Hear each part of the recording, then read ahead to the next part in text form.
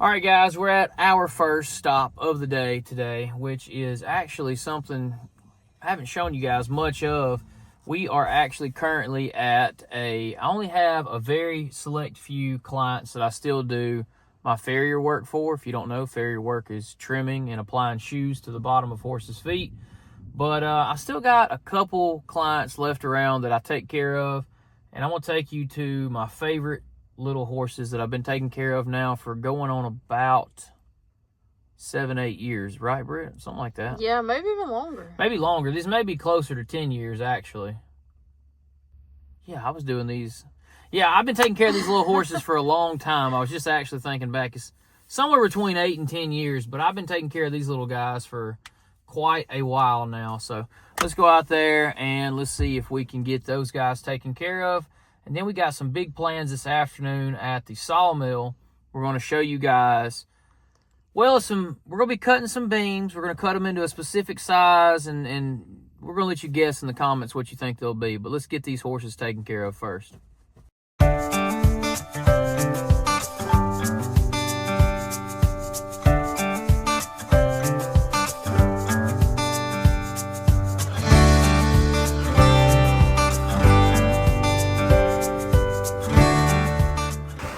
You can see this is why we still come back and do them. Are they not the cutest little things ever? Tiny. They don't have halters, so we just kind of make up a little rope halter like that right there. They're so little. Yeah, look at that. Compare that to the Belgians. Yeah. Look, my kneecap is right here, kind of a mid-thigh to the wither. I bet our Great Pyrenees is probably going to be about their size. Yeah, our Great Pyrenees will end up being close to their size. Such a cutie.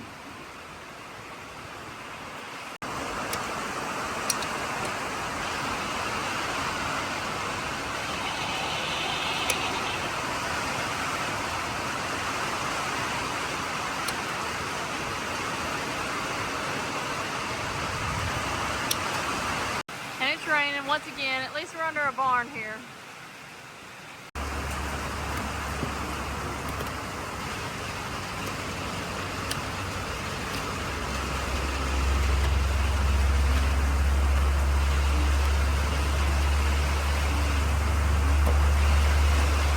That's such a tiny little foot.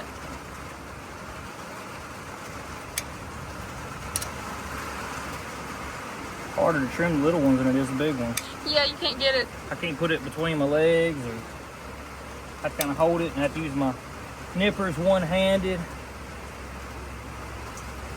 All right, Daisy is done. All right, I'm taking her little rope halter off. Now watch. Bye-bye, Daisy. And this is Stud. He's not a stud anymore, but that's still his name. He's a cutie pie too. Another little bitty one.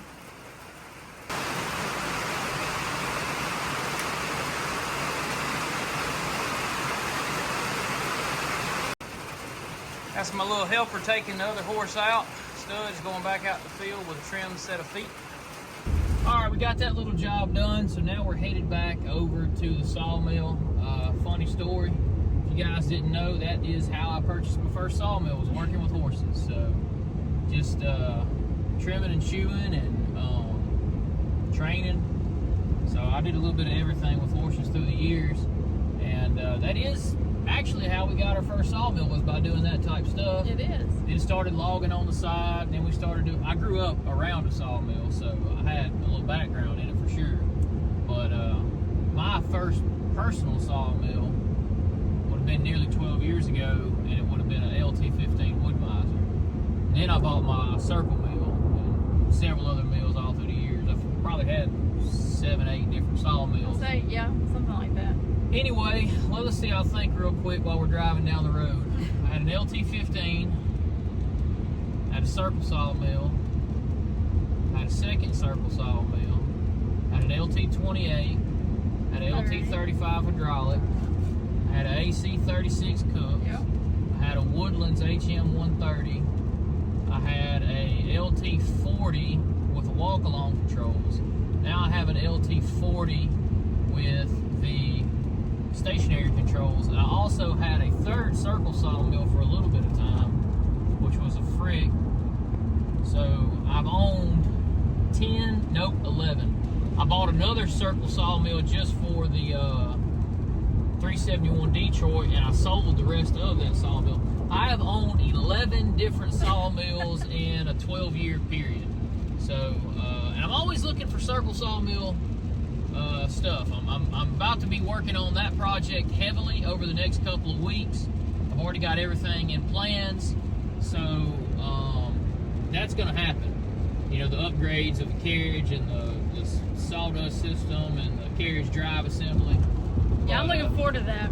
I miss being over there and working on that old circle mill. It's just fun. It's kind of classic. It is. It feels good. But catch you guys at the sawmill. We're about to cut some special beams for a project that we're not quite unveiling yet, but you're going to see the beams today. And you can guess in the comments below what those beams are going to be used for. Okay, guys, we are back at the sawmill right now, and we are about to cut these pieces I was telling you about earlier. You got to guess. Try not to give it away. Try not to give it away. So you got to guess what it's going to be after. You'll see. Don't guess yet. Right now we're just cutting 2x8. So we're going to do something to the 2x8, and then you can get your guess off of that. So just wait and see what these 2x8s turn into momentarily. I guess I'm trying to be all like deceptive here, but right now we're about to saw some 2x8s. I need 8 2x8s for the project. Yeah, that's 8.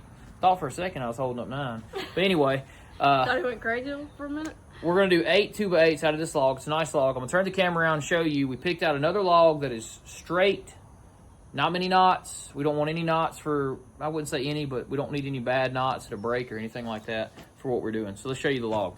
So there's the log right there, pretty straight. I got a really sharp blade on there, so we're ready to whittle that one down. Let's go.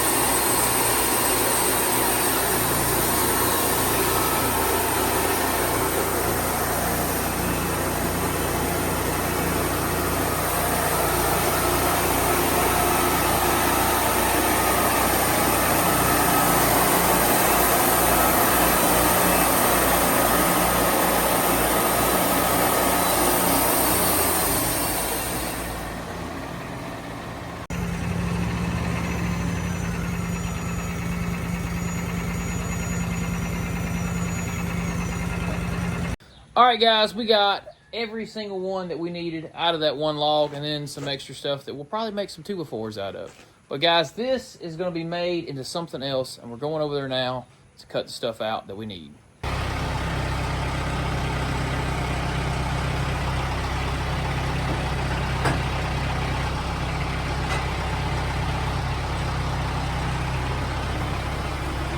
Okay, so I cut my end square, and I went ahead and marked this at 8 foot exactly. So this is where the guessing can come in. When I get done doing this, then you can guess what this piece is going to be, because I got to make 8 of these.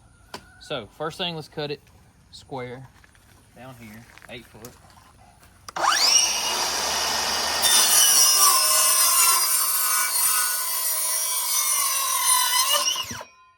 So it's 8.5 inches long. We're gonna make it 4.25 feet is your center line.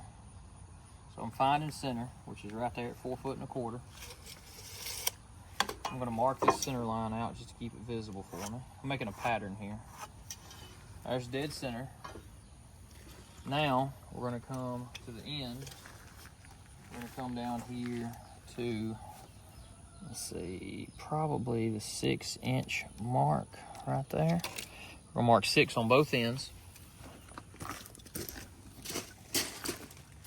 Right here as well. Got it. At that point. So I got me a straight edge laid up here on my 2 points from center to the edge line. Okay. We're gonna do the same down here. On that point. And that point.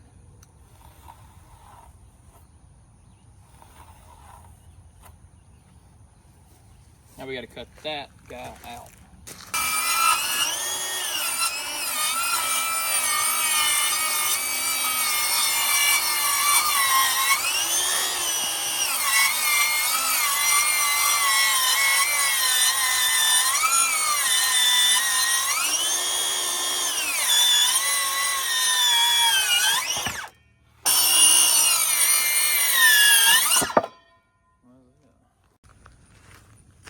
All right, can you tell what it is so far? Okay, everybody, I want you guys to go down in the comments below and guess what you think that's going to be and what's it going on. What you doing here? But there it is. That's the final form of it. It's 8 feet long. You see the little triangular piece. Comment down below what you think that is.